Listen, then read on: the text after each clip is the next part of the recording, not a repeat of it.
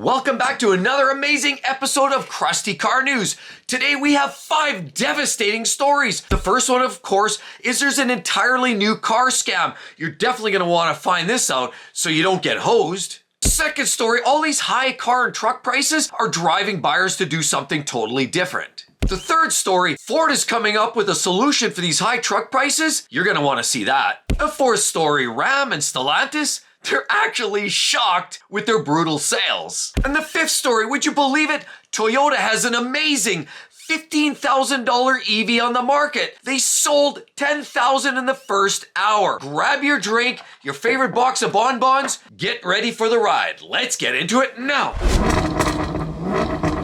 Life's too short to drive boring cars. The first story is there's an entirely new scam that car salespeople are pulling on the average unsuspecting buyer. Would you believe it? Yes, you go in there thinking you're going to buy yourself a vehicle with a certain trim level. You pay that money for that certain trim level, and then you get something a lot cheaper behind the scenes. What's up with that?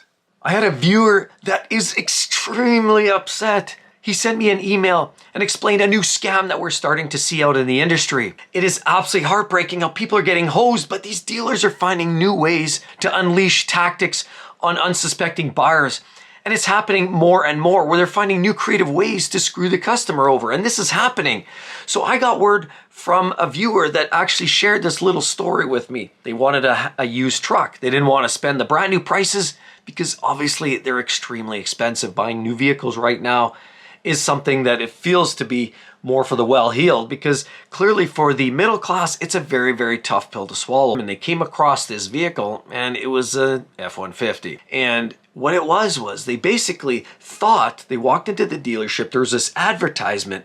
They had this F-150 Lariat on their car lot. So they were selling this vehicle and it seemed to be aligned. At least the pricing was quite a bit more money than the lower trim level vehicles like the XL and the XLTs, which are generally a little bit trimmed down. There was this Lariat and it was sitting there and the miles were decent and it seemed like it all added up. He didn't realize until after and he started pulling the VIN. Now this is something that a lot of people make a mistake too, because there's things like title washing. There's all kinds of other scams that are going on where these shade tree car dealers are taking now, vehicles out of state and doing a rework on the VIN. And of course, then some of the accident history or some of the other issues may not follow as soon as you do this wash of the VIN number. But there's a lot of shady operations. And this was yet another one. When I compare this for, the year and the make, it was a pretty good step up from the XLT and the XLs, but it was something he wanted some of the extra features, like some of the technology. But what had happened apparently was this vehicle actually, it drove nice, it was perfect. You're ready to pull the trigger on it. So he looked it up, as most people should, and a lot of people are putting trust in the dealers. A lot of people are saying, hey, do you have a latest copy of the Carfax? You might even ask the question.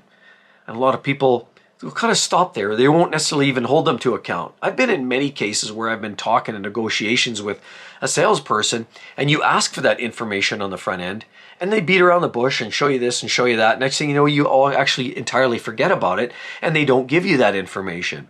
So it's so critically important to validate the VIN number. Make sure it matches from up by the post of the door, the driver door. There's always either whether it's on the door itself or on the post. And that has to match up, of course, with right at the base of the windshield on the driver's side. These VINs have to match. And most importantly, you have to do a Carfax, CarProof, or some other validation. Make sure that it's free of all liens. Make sure there's no accident history or it's no flood history. If it was a vehicle that was on the east coast of Florida or Texas, southern tip of Texas somewhere, I'd be worried about that, because there's a good chance it might have been underwater and it could have even had a title wash. This Lariat was actually not a Lariat at all. And this person was paying top dollar for what he pursued and assumed was a Lariat. It wasn't a Lariat. It was actually an XLT. Is they're going online, they're checking on their phones and they're checking the stats and specifications for that make and model. And they're looking, what did the Lariat have that the XLT didn't have? So they're looking at this information. It might be a bigger infotainment screen. It might be certain features, and it certainly has badging. But what they found was, upon deeper diving, all the badging was there. The tech was in there, and it seemed like all the parts were there that would agree that it was a Lariat. But it wasn't actually a Lariat at all. Once he checked the VIN, once he started sniffing around, he realized that that wasn't the storyline at all. It was actually an XLT. And now the idea that these vendors are now trying to pitch a lower trim level vehicle for the prices and the value of a higher trim level vehicle. They're trying to squeeze and extract more money out of the transaction of every vehicle. Be sure as well, you always got to be checking the VINs. Pull the VINs, check the numbers, do a Carfax, do a car proof. Make sure you do all your due diligence. Nobody wants to get hosed. At the end of the day, we pay way too much for these vehicles today. I don't want to hear of anybody else getting ripped off. The second story, in fact, the new car prices are so extraordinarily high. Even late model used vehicles are going for extremely high prices. How do we get around this? Well, I found a solution. During the affordability crisis, there's no surprise that people are always looking for new creative ways to buy a car. High prices are catching people off guard. Taxes, of course, now reliability. There's questions about concerns about durability and the quality control. A lot of new vehicles are having challenges. We're hearing, Ford's dropping valves on their EcoBoost and burning head gaskets on some of their smaller engines. We're even Toyota's blowing their V6 engines, rod bearings. Almost every brand seems to be going through some kind of growing pains with this transition to these new technology, direct injection, turbocharging, smaller engines, hybrids, CVTs. Those are all great technologies and advancement, and a lot of people want all that latest technology. A lot of people want to drive a vehicle that has the big screens in it. A lot of people want to have the latest and greatest, best performance, most impressive efficiency. But unfortunately, that all comes at a cost. Vehicles are getting more and more expensive, and we share this constantly about how to get the best deals, where to find the best deals, what's going on in the truck market, the car market, the SUV market. But there's a group of people, a growing group of people, absolutely extremely large growing number of people that are looking for their options. It's not perfect, and that's the beauty. There's a few scratches, there's a few dents. You got a little scratch there, you've got a little scuff at the front, you've got little door dings, you've got little scrapes and scratches all over the vehicle, but that's okay. See, because there's multiple benefits why a lot of people are deciding to drive these older vehicles, like this older RAV4. Try to find these vehicles are harder and harder to come by because they're so sought after. Why? Well, they're reliable, and back in the day, we know Toyota had a reputation for reliability, and that has been changing a little bit slowly after day by day, week by week, month by month. It feels like Toyota is falling by the wayside in terms of reliability, but it's really more about the cost and purchasing power that we're losing. Taxation's going up. You want to go buy yourself a new Ford. There's multiple drawbacks in buying a new Ford truck, for example. Number one, you don't know what the reliability is going to be like. You don't know until a year or 2 years in, and all of a sudden the recalls start hitting. Engine drops. Of course, you're hearing about check engine lights and issues like that. The problem is they're all very expensive to fix and very complicated. So shop rates are high. When you buy that new vehicle, you're also subject to all kinds of taxation, whether it's VAT, whether it's GST, PST, HST, state taxes, you name it, you're taxed as well, all the extras. But this new wave of buyer, those that don't necessarily want to buy a brand new vehicle, you look at a new SUV, a brand new version, even the RAV4 now is going to cost you up in that $45,000, $50,000 if you get something that's fairly loaded up. Let's take a look in the front here. Now in here, you've got a vehicle that does everything every modern vehicle does. I mean, the only thing it does without, of course, you don't get the big screens, but the big screens eventually they fail. And when they fail, it's thousands of dollars. And a lot of the older conventional buyers prefer older vehicles like this because simple, they're cheap. And if something breaks, it's affordable, it's easy to do, and even a lot of times the DIYers can fix it. Look, you get power locks, windows, all kinds of features like that. Air conditioning, you get even a CD player in there, of course. This one is running through an FM modulator, but that's okay. You get an automatic transmission, that's right, no torque converter here. Split seats, you've got nice little cubby holes here, all kinds of storage. And it's a comfortable vehicle. This particular unit even has a sunroof in it, see? It doesn't mean that you don't necessarily get all of the amenities. That's right. A lot of these older vehicles do provide all of the creature comforts that you need that a lot of these vehicles have. So why are people not buying more of these vehicles? We've talked about buying used vehicles. Of course, buying a used car that's 1, 2, or 3 years old, absolutely the sweet spot. But the whole market knows that. Buyers know that. Dealers know that.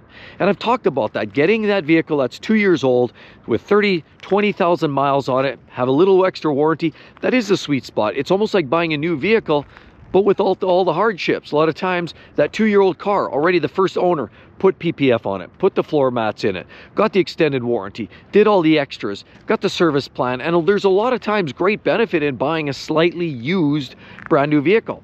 And that's the space. There's a certain buyer looking for that type of vehicle. And it does help you get into something that you're willing to own for a long period of time and have something that's fairly new. So it's gonna last you a long time. You'll get 80–90% of its service life out of it. That's why they're so popular. That's why a 2 or 3 year old used vehicle is the sweet spot. That's why the dealers are charging you maximum dollars. But the dealers know this, and they no longer are giving people a break. I was at a dealer recently where they had a Highlander, and they wanted, for a 2-year-old vehicle, had about 35,000 kilometers on it, and they wanted as much as the brand base sticker price for a new Highlander.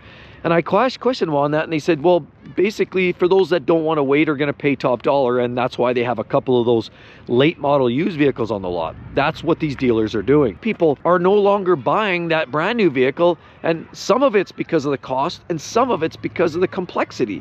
So a lot of people are just deciding, look, I'm going to buy this old jalopy here. I'm going to go on the market for something that's 15 or 20 years old, and that's driving the age of the average vehicle up. Like this one here is a 2002. This one here is already 23 years old. That's right, 23 years old, and it still runs like a top. This one here has a little naturally aspirated 4-cylinder under the hood, very reliable. Obviously, you get a sunroof, power locks, windows. You have everything in here you possibly need.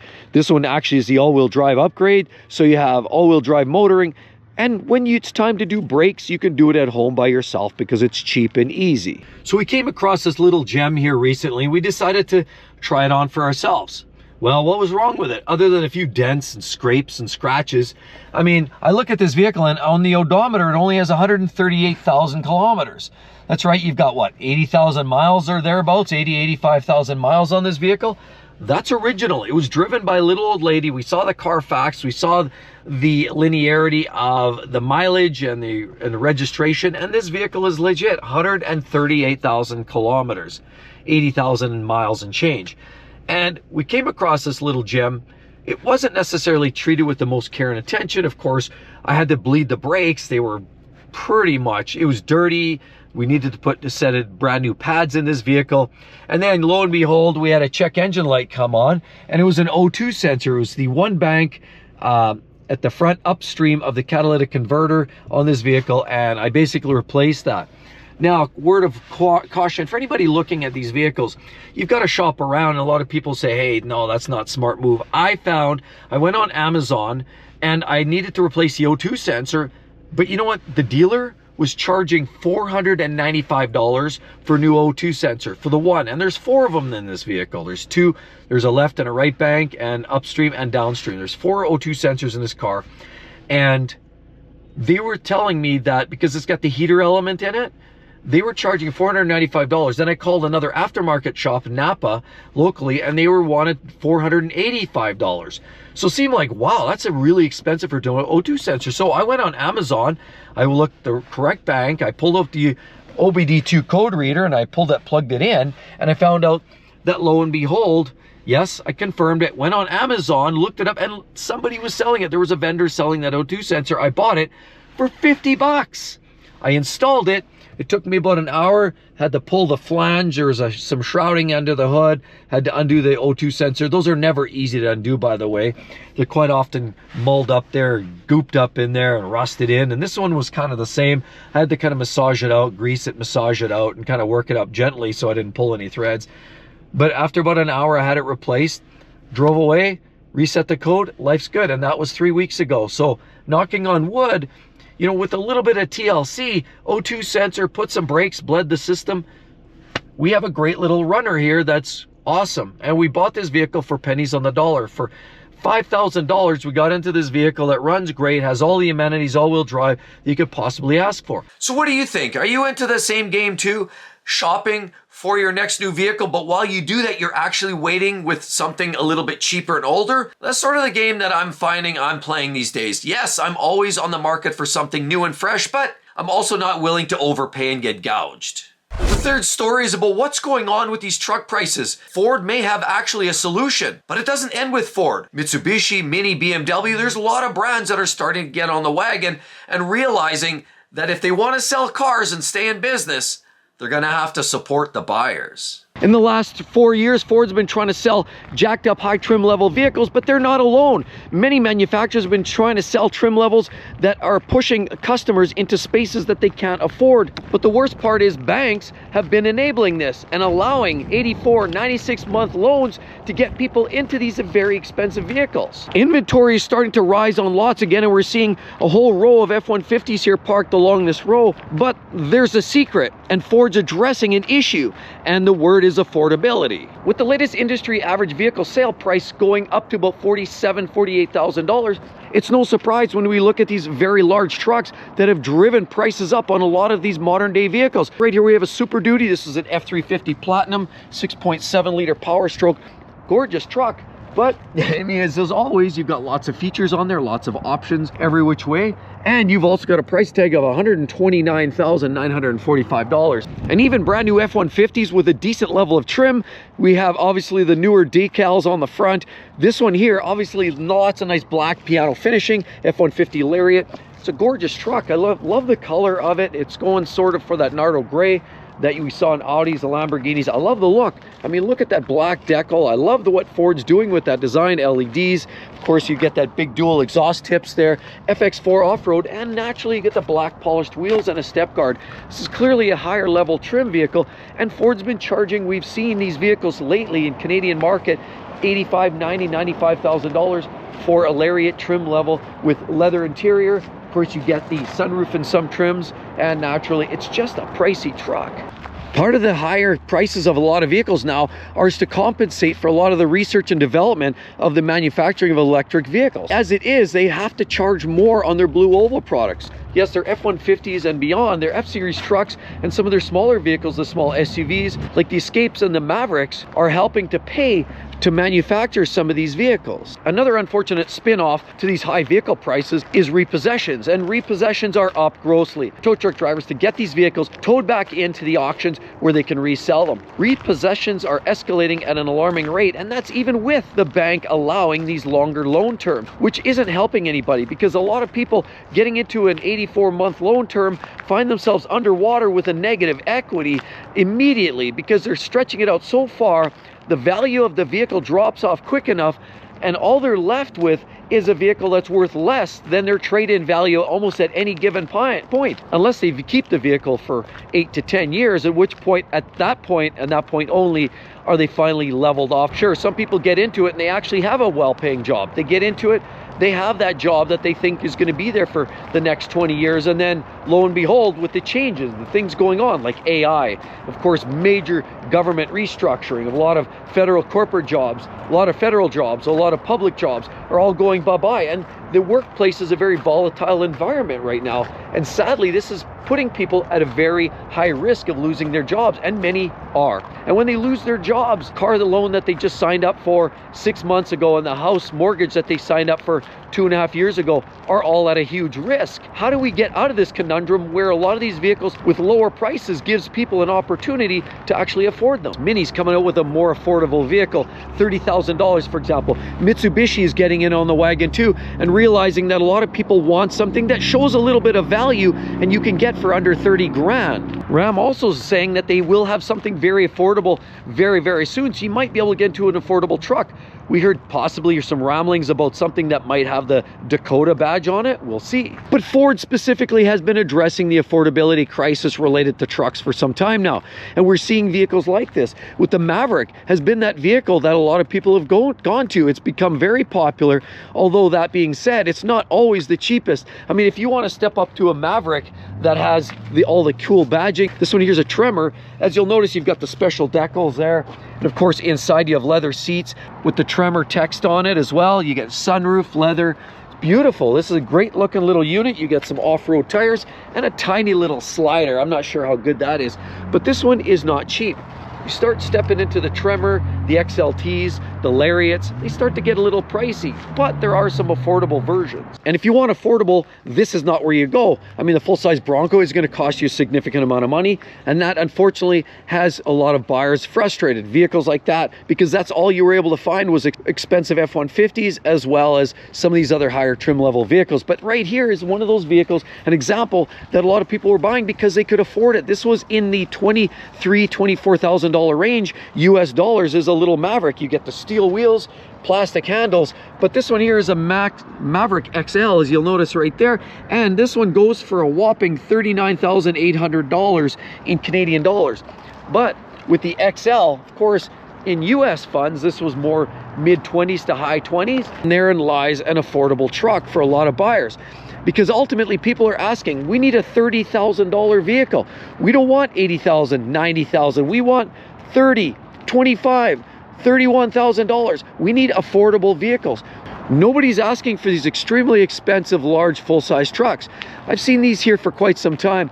And while they're beautiful, I mean, when you're talking about a truck that could cost you up in the north of 180, 185 in Canadian funds, it really begs the question, who can afford this and who's actually buying it? $30,000 mark is definitely where people want to go. And Ford's really trying to reach out because now they're introducing this Ford STX as the second cheapest or second most affordable F-150 full-size pickup truck in their arsenal. Sure, you can get the XL, but XL is stripped out, has metal wheels, and it's extremely bare bones.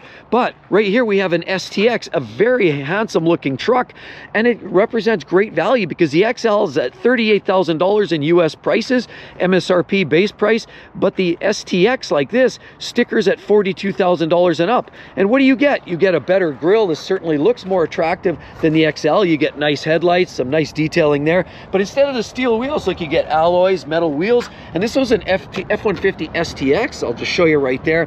Sure, you get a fair amount of plastic all over the place, but they've got to cut corners somewhere. It's certainly a price point F-150. As you'll notice, there's no slider on the back, but they are giving you a spray-in liner, which is nice, so it saves you $1,000 right there. And of course, on the inside, we look in there and we have beautiful patterns on the seats. They actually have some yellow stitching on there. Absolutely good looking unit.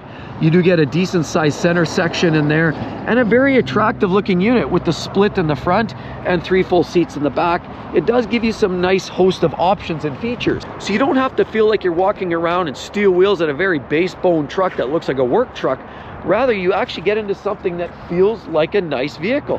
The STX is certainly what Ford's trying to bring people into the brand. Are any of these of interest to you? Are you real willing to buy one of these new vehicles if these prices in fact are knocked down to $30K?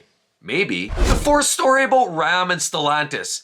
They're actually shocked why their sales are in the tank. Compared to Ford, General Motors, Stellantis have been struggling over these last couple of years. What's going on? Ram's actually shocked, and Stellantis, that their sales continue to nosedive. Yeah, well, they had a bit of a tweak at the end of 2024 that largely comes on the heels of heavy incentives. Yes, they've somewhat reduced their overall inventory, but then they look over at some of their peer companies. And I pull up this chart here that was compliments of S&P data here, and it shows what's clearly going on in the industry. What it's showing is their peers. Ford is still knocking it out of the park. Ford's seeing huge sales. They're actually up 4% from 2023 to 2024. And as well, they're already on target online to sell more trucks, for sure. But a lot of these trucks, for Ford even, are selling, a lot of the numbers are skewed actually, because what we're seeing is the Mavericks, which we know were very popular in their price point and they're cheap, as well as the Transit, used more commercially. Those sales were up drastically, and those helped drag up the numbers. We're also seeing vehicles like the Lightning. The only way they were selling was heavy incentives. But basically the Blue Oval has held their own, largely because of massive incentives and again, that price point truck they call the Maverick. GM, not so great. General Motors hasn't had a particularly strong year, but they never kind of do. But collectively between GMC and Chevy Silverados, you're talking about GMC Sierra and Chevy Silverado, collectively total up pretty much more than Ford and blow them out of the water. They haven't done very well at all. I mean, they've gotten anywhere from 160, 170 days supply, and now they're getting a little close to that 100 days supply, latest information shows. But The catch with that is that's heavily bolstered on the backs, of course, as I already mentioned, heavy incentives.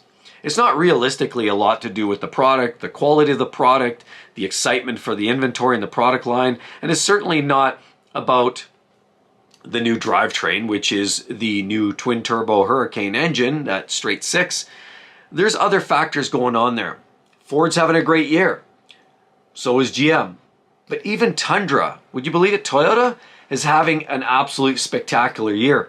And when we pull up our statistics from 2024, we're seeing some information by Statista that says the bestseller truck in 2024 was Ford F-Series at 732,000 units. Second to that is Chevy Silverado at 542,000 units. Third is Ram at 373,000 units, followed by GMC Sierra at 341,000 and the Toyota Tacoma at, what is that, 192,000 units. Now, if you look at other data, as you dig in deeper, what's actually going on, a lot of the sales that we're seeing the year-end wrap-up just came because of the heavy incentives. That's why the numbers were propped up as much as they were. But if you really look back month over month from the beginning of 2024, you'll find that Ram was not selling trucks. Now, a lot of that was, of course, natural because the outgoing CEO, Tavares, who, of course, had his walking papers delivered and, of course, ended up leaving late last year. Up to that point, there seemed to be a heavy foundation in the forward direction of that company, Stellantis, to go pure EV. They were going to bring out the electric trucks, the electric Rams. Of course, they have the Ram Charger as well, which is more of a hybrid. But the trucks just were not selling, and the quality of the product spoke for themselves, or lack thereof, and less people were getting excited about the inventory. The top sales goes to Chevy Silverado. Then very close to that is F-Series. So this is all April of 2024. Okay, so we know the way they finished up in the year, it was more favorable for Ford. But we look at the trends leading up to spring of 24, and what you'll find is some very intriguing information, because what you have is Chevy leading the way, very closely followed by Ford, when Ford's always been the best-selling North American truck. So they've always been toggling and swapping punches there. So they're always up there. But if you look as well, we notice the GMC Sierra is a distant third place, and that's in the first third or first half of 2024, followed by, would you believe it, the Toyota Tundra. And now Tundra's had a pile of problems with their new V6, that 3.4, has had a lot of their own main bearing issues. So they've had some quality issues, and now we're starting to see more of that inventory on the lots. But suffice it to say, Tundras have actually drastically outsold a downward trend Ram. And if you look at that, by the time, April rolls around, you'll find that basically Ram is going off a cliff. Again, once Tavares left and we saw some changes of the guard, there was a newfound fresh brought back into the organization, and clearly there was a focus on trying to reprioritize the Ram, Jeep, Dodge, Chrysler products by Tim Kuniskis, who's really trying to head up Ram and trying to get them back on the radar. Clearly they were losing steam. They were losing steam quickly. And it was no wonder they were starting to panic. They were shocked that they once were one of the top leading manufacturers. And there was a time when they actually were up there.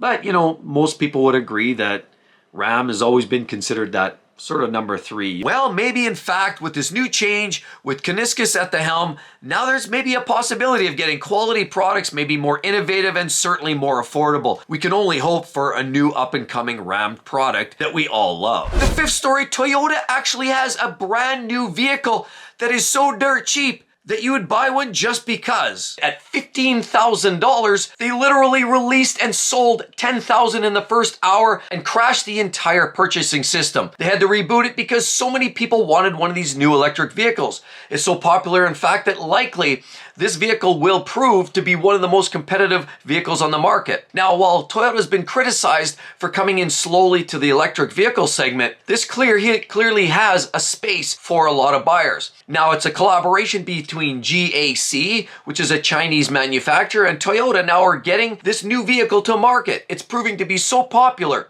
It has about 267 mile or 430 kilometer in range, or really more in the real world, it's more like 400 kilometers and about 250 miles, but at $15,000 and a quick charge, it seems to be a small compromise. Now this new little Toyota SUV promises to be slightly larger than the BYD Atto 3, and it's actually offered with 3 different battery packs and providing power from 204 horsepower up to 224 horsepower, way more than enough giddy up and go to get you around commuting activities. Toyota is even selling 2 variations that have this new NVIDIA advanced driver assistance programming. This new vehicle by Toyota, labeled the BZ3X, is promising to be a hot seller, but we'll get into more detail. Firstly, it should be noted that Toyota is also working in the background. There's promises that Toyota has invested as much as $7 to $8 billion and has now gained Japanese approval for the development of solid-state batteries, which will offer a mass amount of performance increase from where we're at today with the lithium-ion style batteries. It promises to give higher performance, longer range,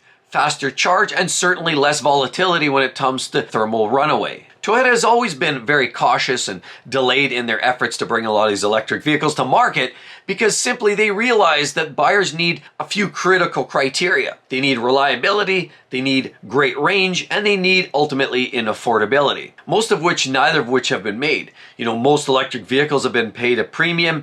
Teslas have never been cheap, and now some of their more conventional competition are also not all that cheap when you compare them to a standard ICE version of the same vehicle.